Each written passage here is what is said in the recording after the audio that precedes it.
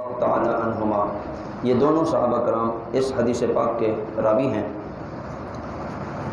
کہ نبی کریم رؤوف الرحیم صلی اللہ علیہ وسلم نے ارشاد فرمایا، تم جہاں بھی ہو اللہ سے ڈرتے رہو۔ دوسری بات ارشاد فرمائی، اور برائی کے بعد نیکی کر لو، وہ اسے مٹا دے گی۔ اور تیسری بات اس حدیث پاک میں یہ بیان فرمائی کہ لوگوں سے اچھے اخلاق سے پیش آؤ۔ اس حدیث پاک میں تین باتوں کا حکم دیا۔ پہلی بات، تم جہاں ہی رہو اللہ سے ڈرتے رہو۔ دوسری بات، اگر تم سے گناہ سرزد ہو جائے تو فوراً نیکی کر لو کہ وہ نیکی کرنا اس گناہ کو مٹا دے گا۔ اور تیسری بات ارشاد فرمائی کہ لوگوں سے حسن اخلاق سے پیش آؤ۔ اس حدیث پاک میں ان تینوں باتوں کی مختصر وضاحت آپ کی پیش خدمت کرتا ہوں، جس کو حضرت سیدنا ملا علی قاری رحمۃ اللہ تعالیٰ علیہ نے مرقات شرح مشکات کے اندر بیان فرمایا۔ فرماتے ہیں اللہ تعالیٰ سے ڈرنے کا مطلب یہ ہے کہ تم تمام واجبات کو ادا کرو۔ جو چیزیں اللہ تعالیٰ نے فرض فرمائی ہیں، جن پر عمل کرنے کا حکم دیا، ان کو ادا کرو۔ جن چیزوں سے اللہ تعالیٰ نے منع فرمایا کہ یہ چیزیں نہیں کرنی، یہ عمل نہیں کرنے، ان چیزوں سے رک جاؤ۔ یہ ہے اللہ تعالیٰ سے ڈرنا۔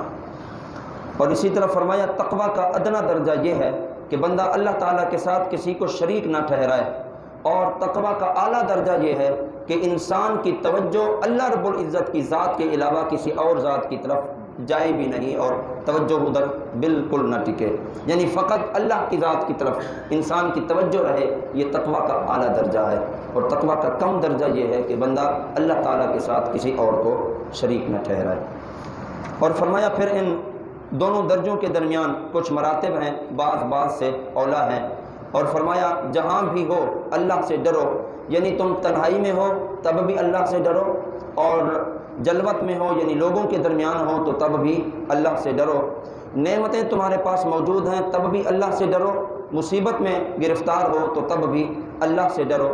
تم ظاہر میں بھی اپنے رب سے ڈرو اور باطن میں بھی اپنے رب سے ڈرتے رہو۔ حضرت سیدنا امام داؤد طائی رحمۃ اللہ تعالیٰ علیہ آپ سے منقول ہے کہ میں نے ایک قبر سے یہ آواز سنی کہ کیا میں زکوٰۃ نہیں دیتا تھا، میں نمازیں ادا نہیں کرتا تھا، کیا میں فلاں نیک عمل کا پابند نہیں تھا؟ تو اس سے کہا گیا کیوں نہیں، تو زکوٰۃ بھی دیتا تھا، نمازیں بھی پڑھتا تھا، نیک عبادات اور اعمال بھی کیا کرتا تھا، لیکن ساتھ ساتھ تو تنہائی میں گناہ بھی کیا کرتا تھا۔ تو یہ ہے کہ ہم ظاہر میں تو اللہ سے ڈرتے ہیں، لوگوں کے سامنے تو ہمارے دل میں خوف خدا ہوتا ہے، اور کوشش کرتے ہیں کہ کوئی ہمیں نہ دیکھے برائی کرتے ہوئے، کوئی ہمیں نہ دیکھے غلط کام کرتے ہوئے۔ کیا ہم باطن میں بھی اسی طرح اللہ سے ڈرتے ہیں؟ جب ہم تنہائی میں ہوتے ہیں تو اس وقت بھی اللہ کا خوف ہمارے دل میں ہوتا ہے یا نہیں، اس بات پر غور کرنا ہوگا۔ امام شرف الدین رحمۃ اللہ تعالی علیہ اس حدیث پاک کے تحت لکھتے ہیں، ہر چیز اس کے ضد سے مٹا دی جاتی ہے۔ جس طرح گناہ ہے، گناہ کی ضد ہے نیکی۔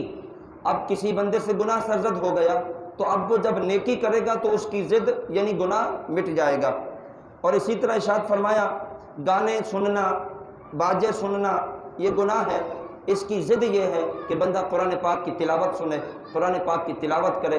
اب قرآن پاک کی تلاوت سننے کی برکت سے وہ جو گناہ اس سے گانے باجے سننے سے سرزد ہوئے تھے، تلاوت کلام پاک کے صدقے سے وہ گناہ اس کے مٹ جائیں گے۔ اسی طرح ارشاد فرمایا شراب پینا یہ گناہ ہے، اس کا کفارہ یہ ہے حلال مشروبات استعمال بھی کیے جائیں اور حلال مشروبات کو راہ للہ صدقہ بھی کیا جائے، تاکہ جو گناہ شراب پینے کا سرزد ہوا تھا آپ سے، وہ گناہ مشروبات کے صدقہ کرنے کی برکت سے اللہ تعالیٰ اس کو مٹا دے۔ اسی طرح ارشاد فرمایا کیونکہ ہر مرض کا علاج اس کی ضد کے ذریعے ہوتا ہے اور متضاد چیزیں آپس میں مناسبت رکھتی ہیں، اس لیے برائی کو اس کی ہم جنس نیکی سے مٹا دیا جاتا ہے۔ جس طرح سفیدی کو سیاہی ختم کرتی ہے، اسی طرح نیک عمل کرنا یہ برائی کو مٹا دیتا ہے۔ تو حکیم الامت مفتی احمد یار خنیمی رحمۃ اللہ تعالیٰ علیہ آپ فرماتے ہیں تقوی کے بہت درجے ہیں۔ پہلا درجہ بد عقیدگی سے بچ جانا، یہ بھی تقوی کا ایک درجہ ہے۔ تقوی کا دوسرا درجہ یہ ہے کہ انسان بد عملی سے اپنے آپ کو بچا کر رکھے، اور تقوی کا تیسرا درجہ یہ ہے مکروہ بلکہ مشتبہ چیزوں سے بھی بندہ اپنے آپ کو بچا کر، پتہ نہیں یہ چیز حلال ہے یا نہیں ہے، بچ جائے، پتہ نہیں یہ کام جائز ہے یا نہیں ہے، اس سے بچ جائے۔ مشتبہ چیزوں سے بھی اپنے آپ کو بچا کر رکھنا، یہ بھی تقویٰ اور طہارت کا ایک درجہ ہے۔ اسی طرح فرمایا چوتھا درجہ یہ ہے لا یعنی چیزوں سے بچ جانا، جس چیز کا کوئی مقصد نہیں ہے، جس بات کا کوئی مقصد نہیں ہے، جس کام کا کوئی مقصد نہیں ہے، بیکار باتوں سے، بیکار چیزوں سے، بیکار عمل سے اپنے آپ کو بچا کر رکھنا، فرمایا یہ بھی تقویٰ کا ایک درجہ ہے، لیکن اس درجے کو چوتھا درجہ دیا گیا۔ اور پانچواں درجہ یہ ہے جو بار حجاب میں ہوں ان سے بچ جائیں، جو چیزیں چھپی ہوئی ہیں، جو عمل چھپے ہوئے ہیں، جو کام چھپے ہوئے ہیں، یعنی جہاں پردے پڑے ہوئے ہیں پردے میں رہنے دینا، یہ بھی تقویٰ کا ایک درجہ ہے۔ پردہ دری کرنا، نقص و عیب کو ڈھونڈ ڈھونڈ کر اس کی عزت نفس کو مجروح کرنا، یہ تقوی کے خلاف ہے۔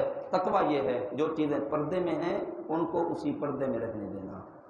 اور ارشاد فرمایا کہ لوگوں سے اچھے اخلاق سے پیش آؤ، وہ اس طرح کہ لوگوں کی تکلیف برداشت کرو، اپنا مال لوگوں پر خرچ کرو، خندہ پیشانی سے ملو، جب لوگ مصیبت زدہ ہوں تو ان کے کام آؤ اور ان کی ضروریات کو پورا کر دو۔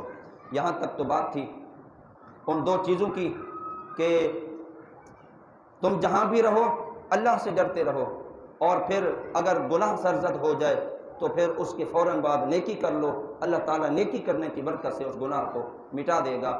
ان دونوں چیزوں کا تعلق حقوق اللہ کے ساتھ تھا، تقوی کا تعلق بھی حقوق اللہ کے ساتھ اور نیکی اور گناہ کا تعلق بھی حقوق اللہ کے ساتھ۔ حدیث پاک میں جو تیسری بات بیان فرمائی کہ تم لوگوں سے اچھے اخلاق سے پیش آؤ، اس کا تعلق حقوق العباد کے ساتھ ہے۔ یعنی حدیث پاک کے اندر یہ تمام چیزیں ذکر کی گئی ہیں جن کا تعلق حقوق اللہ کے ساتھ ہے اس کو بھی بیان کیا، جن کا تعلق حقوق العباد کے ساتھ ہے ان کو بھی بیان کیا، جس کا تعلق اللہ اور بندے کے درمیان رہتا ہے یعنی نیکی اور گناہ، ثواب اور اجر کا تعلق، اس کو بھی حدیث پاک میں بیان کیا۔ اب آئیے حدیث پاک کی تیسری شکل، حضور صلی اللہ علیہ وسلم نے جو ارشاد فرمایا لوگوں سے اچھے اخلاق سے پیش آؤ، اس میں ارشاد فرمایا کہ جب بھی تم لوگوں سے ملو خندہ پیشانی سے ملو، ہنستے مسکراتے ہوئے لوگوں سے ملو، اور اچھے انداز سے تم لوگوں سے کلام کرو، ہمیشہ سچ بولو، اپنے آپ کو جھوٹ سے بچا کر رکھو۔ فرمایا یہ اچھے اخلاق ہیں۔ اور سرکار دو عالم صلی اللہ علیہ وسلم نے ارشاد فرمایا اکمل المؤمنین ایمانا احسنهم خلقا، فرمایا مسلمانوں میں سب سے زیادہ کامل ایمان والا شخص وہ ہے جس کے اخلاق اچھے ہوں گے۔ کامل ایمان والا شخص مسلمانوں میں وہ ہے جس کے اخلاق اچھے ہوں گے۔ اخلاق اچھے نہ ہوں تو بندہ کسی کام کا نہیں ہے۔ تعلیم نے آپ کو جناب ڈگریوں تک تو پہنچا دیا، لیکن آپ کے اخلاق و کردار یہ ہے کہ پڑوسی آپ سے تنگ ہے، آپ کے رشتہ دار آپ سے تنگ ہیں، تو وہ تعلیم کسی کام کی نہیں ہے۔